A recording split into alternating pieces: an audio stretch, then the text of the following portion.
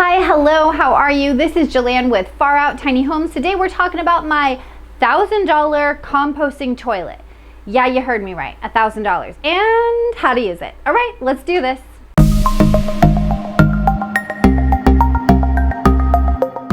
Well, won't you join me down here for a little potty powwow? Don't worry, everything is bleached to perfection, so I will remain nice and clean. But today we need to discuss how to use this guy. So this is a Separett composting toilet. We purchased it for just shy of $1,000 from the actual company. You can find them on Amazon as well if you need it in a quick fix. But we went through the company and everything was here in about a week's time.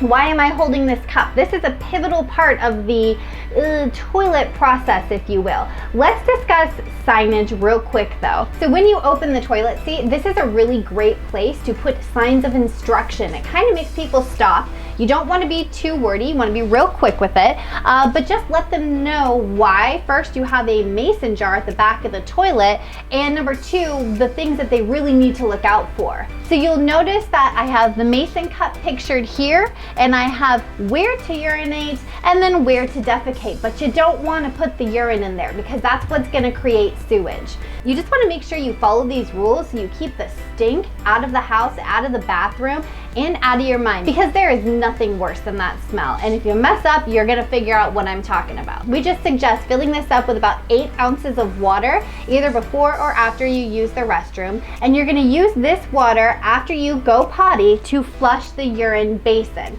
Let me show you. Okay, so let's say that I just used the facilities and now I need to flush. Well, let's walk through this really quick. When you sit on this toilet seat, this blue flap is going to disappear and it's going to expose the basin.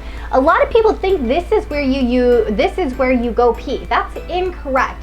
That is where the solids go. So you want to make sure, for sure, that you are, especially as a female, positioning yourself far enough ahead so all of your urine gets trapped within this white portion. You want to make sure that you're not going pee where the poop goes, because that's going to be a big situation for you. Not only is it going to be gross to clean up, but then disposing of it becomes really, really iffy. So you need to really make sure that you're sitting up forward and you're peeing where the white part of the toilet is. Now let's talk after we use it. Okay, so here we are. I have you guys all pulled up nice and close. What you're gonna do is you're just going to make sure that all the water is going in this white basin and you're just going back and forth, back and forth. What you're gonna see is a little blue tablet right there. That is a urine enzyme that breaks down the smell, and you wanna make sure that no solids go into that area. I just want to make sure that I reiterate the fact that you need to flush the urine line after every use, and you need to make sure that all the toilet paper goes in the solids bin. So you wipe yourself up, you put the toilet paper in that solids bin, and don't leave any of it within the urine basin, because what will happen is it will start to disintegrate and then you will block the urine line, and that's never a good situation for anyone. Other than that, being conservative with your toilet paper so you don't fill up the basin really quick is a really important thing. And just know that you don't have to do anything else. Once you finish using the facilities, just make sure you flush the urine basin. You do not need to flush the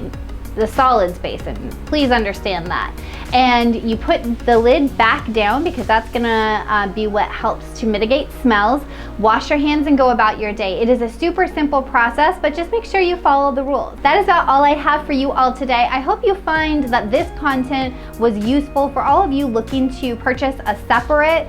If you have any further questions, please leave them in the comments below, and I'll kind of let you know how our experience with this toilet unfolds the more we're able to use it. I hope you all are doing so well, and thank you so much again for tuning in and being such a positive force in my life. At this point, you all know what to do. You gotta keep it groovy.